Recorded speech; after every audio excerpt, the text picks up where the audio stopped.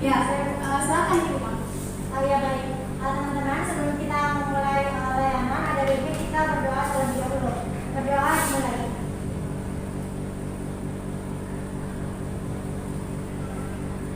Berdoa selesai. Dan Ibu akan absensi satu persatu dan mohon para peserta didik mendengarkan namanya masing-masing. Khadijah Mulyana, Alisha Almaidanu, Yunia Rahyu, Iklima, Hadir. Arvina Ananda, Rosia Aprilia, Miridiani, Nabila Nur Rahma, ya. Jadi semuanya dalam kelas ini sudah lengkap ya. Ya, tujuan kalian untuk dikumpulkan dalam ruangan ini tentunya tidak ada paksaan ya. Jadi kita dalam kelas ini akan membahas suatu bimbingan klasikal untuk kalian, dimana kita ketahui bersama bahwa bimbingan klasikal ini merupakan suatu kegiatan layanan yang diberikan kepada sejumlah peserta didik atau konseli dalam suatu rombongan belajar. Nah, seperti kalian saat ini. Dan dilaksanakan di kelas dalam bentuk tatap muka antara saya atau guru bimbingan dan konseling atau konselor dengan peserta didik atau konselor. Ya, jadi anak-anak sekalian, di sini ada topik yang akan kita bahas, yakni membangun kerjasama antar teman sebaya. Nah, sebelum itu Ibu ingin bertanya, apa sih itu kerjasama? Ada yang tahu? Ya, silakan Ani. Baik, kerjasama adalah bekerja bersama-sama. Ya. Ada yang lain? Ya. Jadi mungkin itu yang diwakili oleh Ani ya. Nah, adapun alasan mengapa Ibu mengambil topik tersebut, karena kita sebagai makhluk sosial tentunya kita tidak dapat hidup sendiri, tentunya kita akan membutuhkan orang lain. Nah, sama halnya dengan kerjasama dengan teman kita, teman sebaya kita, adalah suatu usaha bersama antar teman untuk mencapai tujuan bersama. Nah, di sini belakangan ini Ibu melihat bahwasanya masih banyak siswa yang masih memiliki sifat yang egois, karena masih ditemukan beberapa siswa di sini kurang memiliki interaksi antar temannya. Di sini juga siswa kurang memiliki tenggang rasa antar teman sebaya. Siswa jarang menghargai sikap teman dan juga siswa kurang peduli dengan sesama temannya. Dan bahkan di sini siswa juga kurang menumbuhkan apa itu perilaku sosialnya. Adapun tahapan yang akan kita lalui selama kegiatan layanan, yakni ada 3 tahapan. Yang pertama, tahap pendahuluan, kemudian tahap kedua ada tahap inti, dan tahap terakhir ada tahap penutup terkait kesimpulan dan saran dari kegiatan layanan yang Ibu berikan. Baik anak-anak sekalian, jadi adapun tujuan dari layanan bimbingan klasikal ini, yang pertama kita akan membahas suatu tujuan umum, di mana setelah mengikuti layanan klasikal ini, peserta didik mampu membangun kerjasama antar teman sebaya. Kemudian adapun tujuan khusus yang harus dicapai oleh peserta didik, yang pertama adalah peserta didik di sini dapat mendefinisikan pengertian kerjasama. Kemudian peserta didik mampu mengembangkan keterampilan dalam bekerja sama antar kelompok. Kemudian peserta didik dapat membangun hubungan baik dengan teman sebaya. Kemudian yang keempat adalah peserta didik mampu menemukan betapa pentingnya kerjasama antar kelompok. Kemudian yang terakhir adalah peserta didik mampu memperagakan permainan untuk merelaksasikan atau melampiaskan emosi kalian dalam bekerja sama. Nah, di sini ada pun metode yang Ibu terapkan, yakni tanya jawab, diskusi, permainan, dan penugasan. Ya, baik anak-anak sekalian. Nah, di sini Ibu punya beberapa pertanyaan dan jawabannya juga cukup singkat, pasti kalian tahu. Nah, Ibu akan menunjuk satu persatu nama kalian dan silakan jawabnya.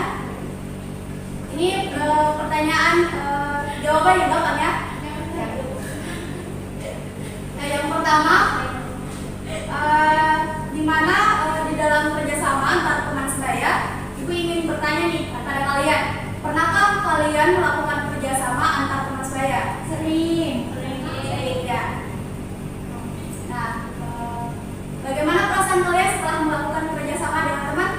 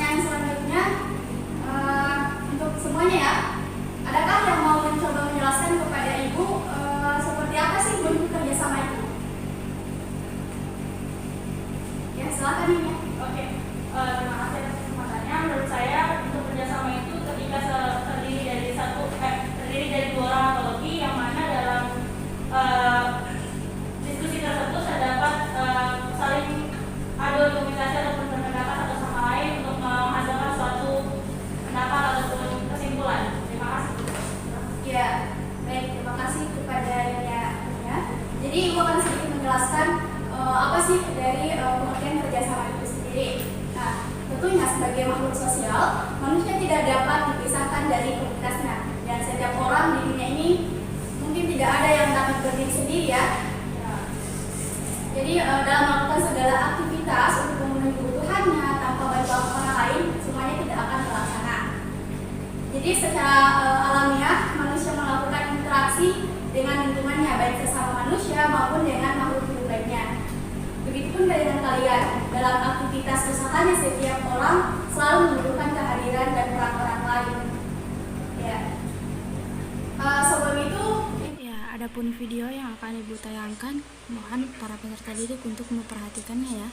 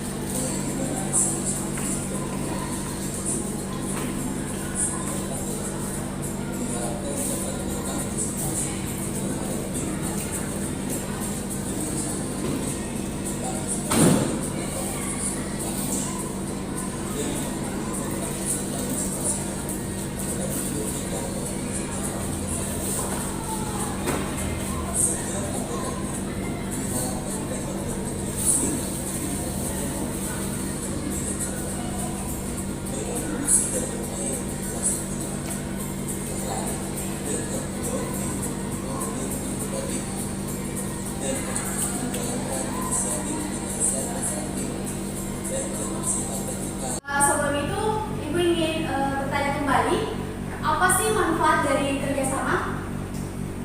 Ya, silakan Rosi. Manfaat dari kerjasama yang pertama itu adalah menjadi komunikasi menjadi lebih baik antar sesama anggota. Yang kedua adalah mempermudah pekerjaan. Kemudian yang ketiga adalah kita bisa memimpin atau kita bisa menjadi anggota sehingga kita belajar bagaimana cara mengkoordinir sebuah situasi dalam sebuah situasi ketika kita bekerja sama seperti itu, Ibu. Ya, baik, terima kasih Rosi. Nah, jadi sesi tanya jawab sudah selesai. Kemudian kita beralih ke diskusi. Nah, setiap kelompok di depan Ibu sudah terbagi menjadi dua ya. Ada grup 1 dan grup 2. Nah, Ibu meminta kepada kalian untuk menjelaskan bagaimana mengatasi teman ini tidak mau diajak bekerja sama. Apa sih solusi dari kalian untuk mengatasi hal tersebut? Bagaimana cara kalian untuk mengajak teman kalian untuk lebih berperan aktif dalam kerja kelompok kalian? Nah, Ibu berikan waktu selama 5 menit ke depan.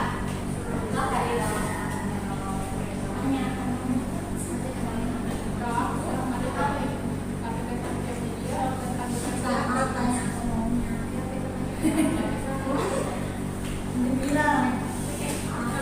Apa yang harus dilakukan jika teman tidak ingin bekerja sama?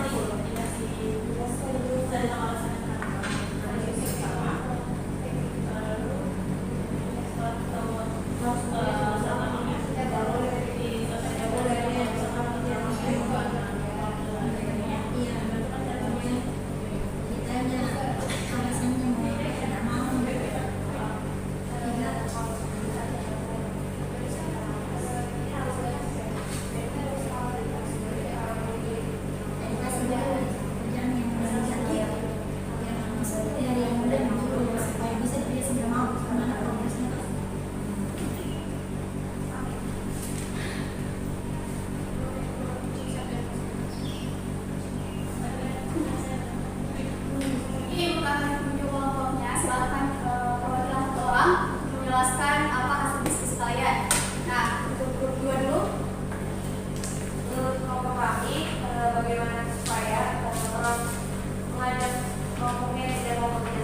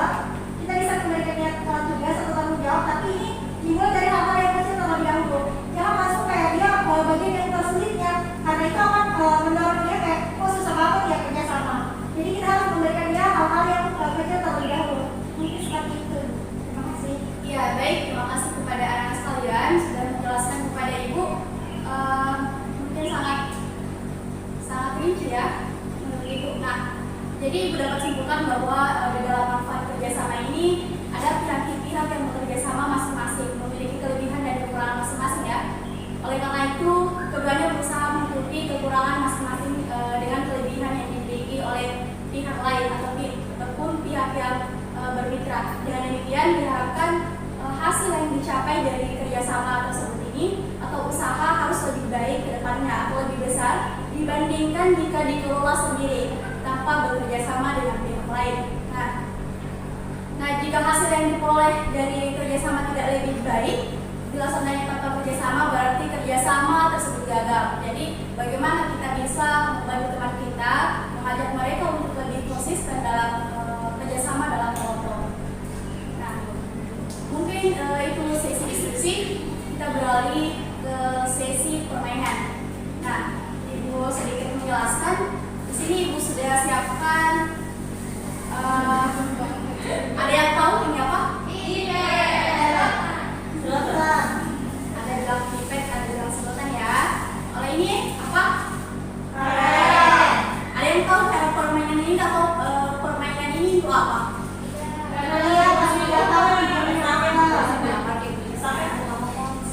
Jadi Ibu akan membagi kalian ke dua kelompok. Nah, kebetulan di depan Ibu sudah terbagi ya. Jadi Ibu minta sebelum Ibu lanjut ke permainan, Ibu akan menjelaskan dulu cara permainan tersebut. Nah, di mana? Ya, kalian sudah 4 ya? Ya, Bu. Ya. Jadi Ibu akan membagikan ini sedotan ke masing-masing peserta didik, di mana kalian akan berbaris di depan Ibu. Ya. Di depan Ibu ya. Dan Ibu minta sedikit bantuan untuk menggeserkan kursinya.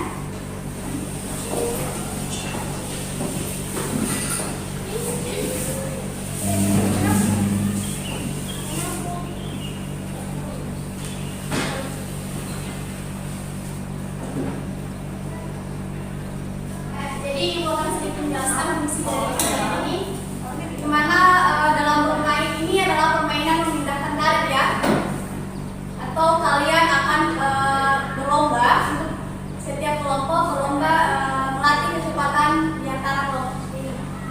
Nah, fungsi bermain ini yang pertama adalah kestabilan emosi. Nah, tentunya dalam permainan ini ada tawa, senyum, dan ekspresi kegembiraan. Nah, kemudian yang kedua ada rasa kompetensi dan percaya diri. Nah, dalam bermain menyediakan kesempatan kepada anak-anak mengatasi situasi. Nah, kemampuan ini akan membentuk rasa kompeten dan berhasil. Kemudian yang ketiga menyalurkan keinginan, di mana anak-anak ini dapat menentukan pilihan menjadi apa. Kemudian yang keempat adalah menetralisasi emosi negatif dan mengatasi konflik. Nah, silakan untuk kedua kelompok berbaris di depan Ibu.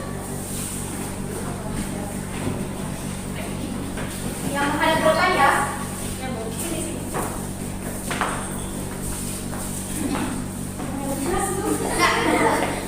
Sini.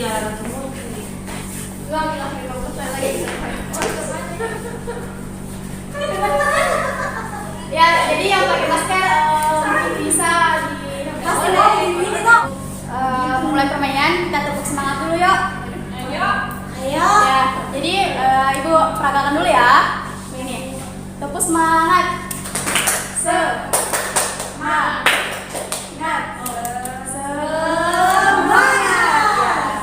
Udah tahu? Sudah. Ya, mulai ya. Tepuk semangat. Semangat. Semangat. Iya. Jadi Ibu akan pimpin kalian ya. Ketika Ibu bilang perhatian, kalian bilang apa yo? Ada yang tahu? Ketika Ibu bilang perhatian? Siap. Ya. Ya harus siap ya kalau Ibu bilang siap. Siap, Bu. Ya, perhatian. Siap. Perhatian. Siap. Perhatian. Siap. Ya, kita mulai ya. Ya, di sini Ibu punya sedotan dan Ibu akan membagikan ke anak-anak sekalian.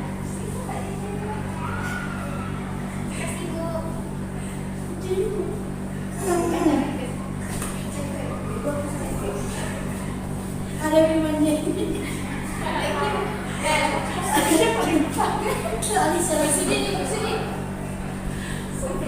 Ya, ibu di sini punya berapa karet? Dua. Jadi ibu akan membagikan ke anak-anak sekalian yang di depan ya. Jadi mungkin bisa kasih barisan, kasih jarak. Oh ya. Pakai satu ini. Tapi nggak muat.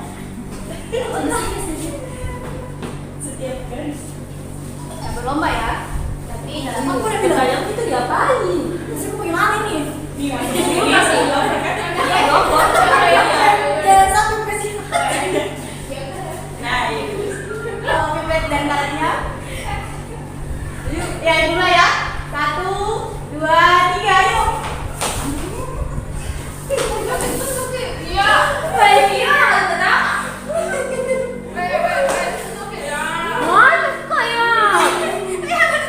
Ini harus dikomentari.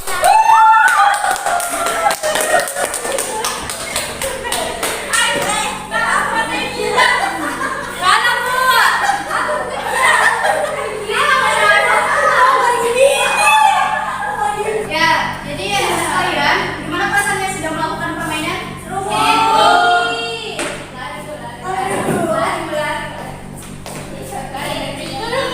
Seru banget tuh. Ayo, ada yang bisa menyampaikan ke ibu apa sih yang bisa didapatkan dalam permainan ini? Pentingnya kerjasama. Ya, terus Rosi? Harus bermadu strategi. Iya, terus Tommynya apa? Harus kompak. Iya. Harus fokus. Tidak boleh ketawa. Tidak boleh bosan.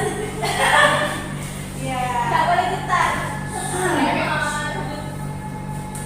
Ya, jadi itulah anak-anak manfaat dari kerjasama ya. Jadi bagaimana kita bisa mengatur strategi kita untuk bisa menyelesaikan tugas yang telah diberikan. Nah, jadi langsung saja ibu di sini punya beberapa lembaran kertas ya. Nah, di sini adalah lembar kerja peserta didik, di mana anak-anakku sekalian mengisi lembar kerja tersebut.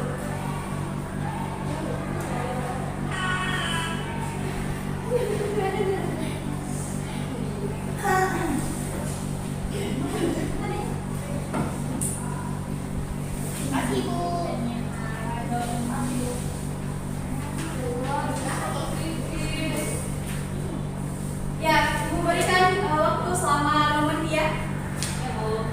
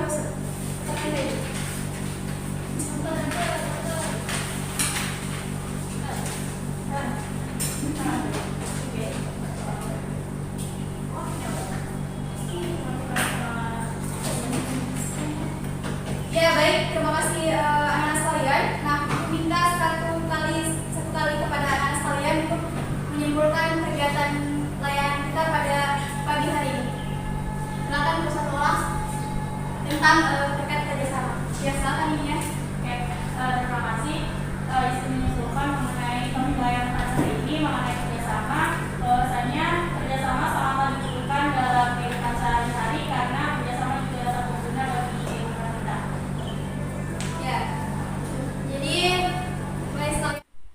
Ya, baik. Terima kasih anak-anakku sekalian. Jadi jika ada yang mau konsultasi lebih lanjut terkait permasalahannya dengan temannya, silahkan datang ke ruangan ibu atau bisa via WA ibu. Ya, bagaimana nyamannya kalian aja. Silahkan, ibu akan ada jika kalian butuhkan ibu.